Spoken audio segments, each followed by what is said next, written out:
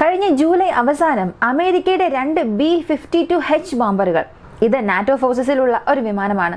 ഈ വിമാനങ്ങൾ Russian വ്യോമാതിർത്തി violate ചെയ്യാൻ ശ്രമിച്ചു.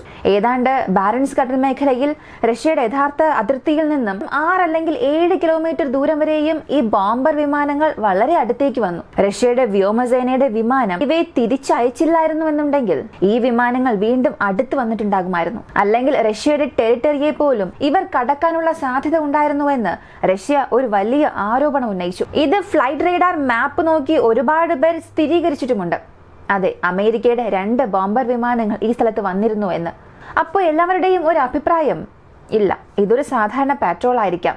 ചില സമയങ്ങളിൽ ഇന്റലിജൻസ് ഗാദറിംഗിന് വേണ്ടി റഷ്യയുടെ ബോർഡറോട് ചേർന്ന് അമേരിക്കയുടെ വിമാനങ്ങൾ പറക്കുന്നത് പതിവാണെങ്കിലും ഇവിടെ എന്തോ ഒരു കാര്യം മിസ്മാച്ച് ആകുന്നുണ്ട്. അവർ പറന്നു വന്ന ആ ഫ്ലൈറ്റ് പാത്ത്, മാത്രമല്ല റഷ്യയുടെ ബോർഡറോട് ചേർന്ന് അവർ എത്ര സമയം പറന്നു, ഇവരുടെ ടേൺസ്, ഇവയെല്ലാം നോക്കുമ്പോൾ പ്രധാനപ്പെട്ട ചില കാര്യങ്ങൾ ഉക്രൈന് അനുകൂലമായി ചെയ്തിരിക്കാനുള്ള സാധ്യതയുണ്ടെന്നും ചില കാര്യങ്ങൾ പുറത്തു വന്നു. ഇവയെല്ലാം ഈ വീഡിയോയിലൂടെ വ്യക്തമായി അറിയാം.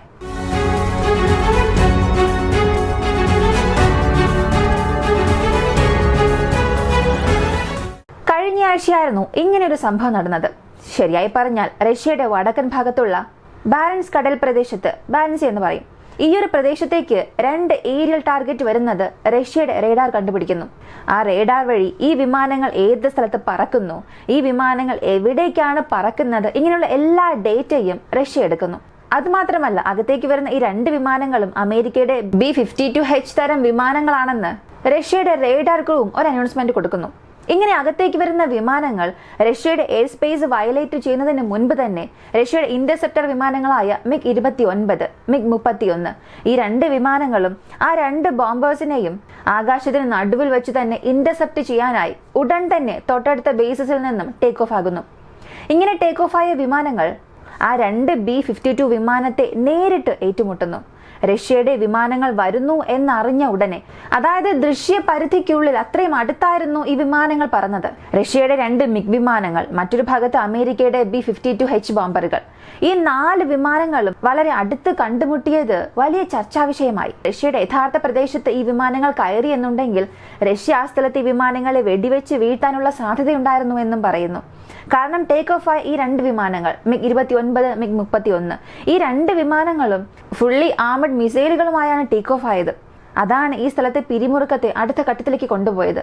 സാധാരണ ഇന്റർസെപ്റ്റ് ചെയ്യാനായി പറക്കുമ്പോൾ, അതും പെട്ടെന്ന് ഇന്റർസെപ്റ്റ് ചെയ്യാനായി അയക്കുമ്പോൾ ആർമഡ് വിമാനങ്ങളെ അയക്കില്ല. എന്നാൽ റഷ്യ ഈ സ്ഥലത്ത് ഫുൾ മിസൈൽ ലോഡ് ചെയ്ത 2 വിമാനങ്ങളെ അയച്ചു.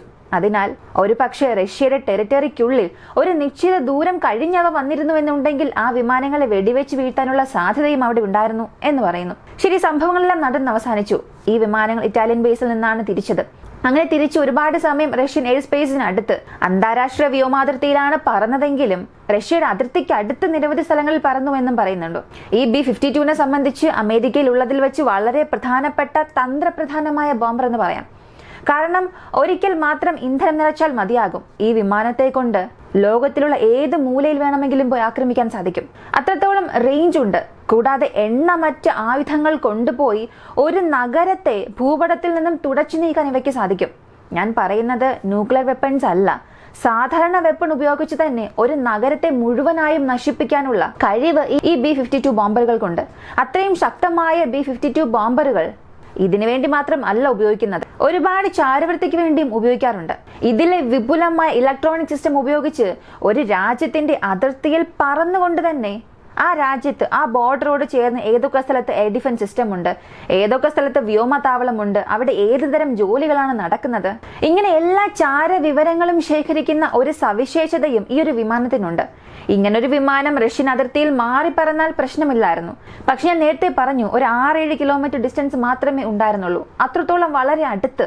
ഒരല്പസമയം കൂടെ കൊടുത്തിരുന്നുവെന്നുണ്ടെങ്കിൽ അവർ റഷ്യയുടെ അതിർത്തിക്കുള്ളിലേക്ക് കടക്കുമായിരുന്നു. ആ ഒരു രീതിയിലായിരുന്നു വിമാനങ്ങൾ അടുത്തേക്ക് വന്നുകൊണ്ടിരുന്നത്.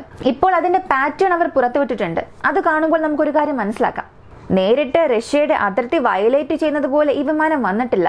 മറ്റൊരു ഭാഗത്ത് ഫിൻലാൻഡ്, സ്വീഡന്റെ എയർ സ്പേസ് എല്ലാം ക്രോസ് ചെയ്ത് നേരിട്ട് ഈ ബാരൻസ് കടൽ പ്രദേശത്തേക്ക് കയറി. മാത്രമല്ല റഷ്യയുടെ ടെറിട്ടറിയോട് ചേർന്ന് സേഫായ ഡിസ്റ്റൻസിൽ തന്നെ പറന്നു. റഷ്യയുടെ ബോർഡർ ഇവിടെയാണെങ്കിൽ അതിന് തൊട്ടടുത്ത് തന്നെ ഏകദേശം 1.5 മണിക്കൂറിൽ കൂടുതൽ ആ ഇന്റർനാഷണൽ എയർ സ്പേസിൽ ഈ വിമാനങ്ങൾ പറന്നിട്ടുണ്ട്. ശരി, ആ പ്രദേശത്ത് മറ്റേതെങ്കിലും പണികൾക്ക് വേണ്ടി വിമാനം വന്നിട്ടുണ്ടാകാം, അല്ലെങ്കിൽ നാറ്റോയുടെ താല്പര്യങ്ങൾക്കനുസരിച്ച് അവിടെ എന്തെങ്കിലും കാര്യം ഉണ്ടായിരുന്നിരിക്കാം. അതിന്റെ പാട്രോളിന് വേണ്ടിയായിരിക്കാം ഈ വിമാനങ്ങൾ വന്നിരിക്കുക എന്ന് ചിന്തിച്ചാൽ ആ സ്ഥലത്ത് അങ്ങനെ ഏതൊരു ജോലിക്കും ഈ വിമാനങ്ങൾ പോകേണ്ട ആവശ്യമില്ല. കാരണം നാറ്റോയുടെ ആർട്ടിക് ഫ്ലീറ്റ് റിപ്പീറ്റായി അവിടെ പാട്രോളിങ്ങിലായിരിക്കും. അതിനാൽ ഈ പാറ്റേൺ കാണുമ്പോൾ ഒരു കാര്യം മനസ്സിലാക്കാം, അവിടെ റഷ്യയുടെ ആ ബോർഡറോട് ചേർന്നുള്ള ഭാഗങ്ങളിൽ പ്രധാനപ്പെട്ട ചില കോർഡിനേറ്റ്സ് കളക്ട് ചെയ്യാനാണ് ഈ 2 വിമാനങ്ങൾ വന്നത് എന്ന്. അതെന്തൊക്കെയാണെന്ന് ഞാനിപ്പോൾ പറയാം. ഇപ്പോൾ റഷ്യയിലെ ഉക്രൈന്റെ ആക്രമണം, അടുത്തിടെ പോലും റഷ്യയുടെ രാഷ്ട്രഭവൻ പ്രദേശത്തുള്ള ഒരു വ്യോമതാവളത്തിലും ആക്രമണം നടത്തിയിരുന്നു. ആ ആക്രമണം നടന്നതിന്റെ ചില ദിവസങ്ങൾക്ക് മുൻപാണ് കരിങ്കടൽ പ്രദേശത്ത് ഇതുപോലെ സമാനമായ MQ-9 റീപ്പർ ഡ്രോണുകൾ റഷ്യക്കെതിരെ അകത്തേക്ക് പ്രവേശിക്കാൻ ശ്രമിച്ചു. ക്രീമിയ കഴിഞ്ഞ് അകത്തേക്ക് കടക്കാനുള്ള ശ്രമങ്ങൾ നടത്തി.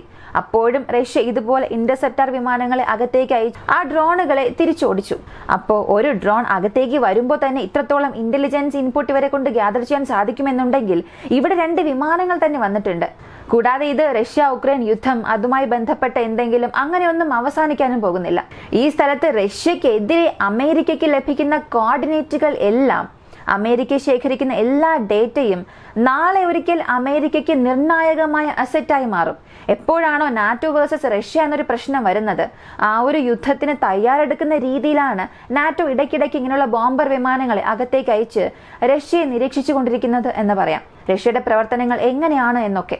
കാരണം റഷ്യയെ സംബന്ധിച്ച് ഏതാണ്ട് അവരുടെ ഭൂപ്രദേശം എല്ലാം റേഡാറുകൾ ഉപയോഗിച്ച് കവർ ചെയ്യുന്ന രീതിയിൽ 14 പ്രധാനപ്പെട്ട സ്ഥലങ്ങളിൽ 360 ഡിഗ്രി കവറേജ് നൽകുന്ന ബാലിസ്റ്റിക് മിസൈൽ ഡിഫൻസിനായിട്ടുള്ള റേഡാറുകൾ നിർത്തിവെച്ചിട്ടുണ്ട്. കൂടാതെ റഷ്യൻ പ്രദേശം മുഴുവനും ഒരു റേഡാർ വളയത്തിനുള്ളിൽ കൊണ്ടുവരാൻ പരമാവധി എണ്ണം റേഡാറുകളും അവരവിടെ നിർത്തിയിട്ടുണ്ട്.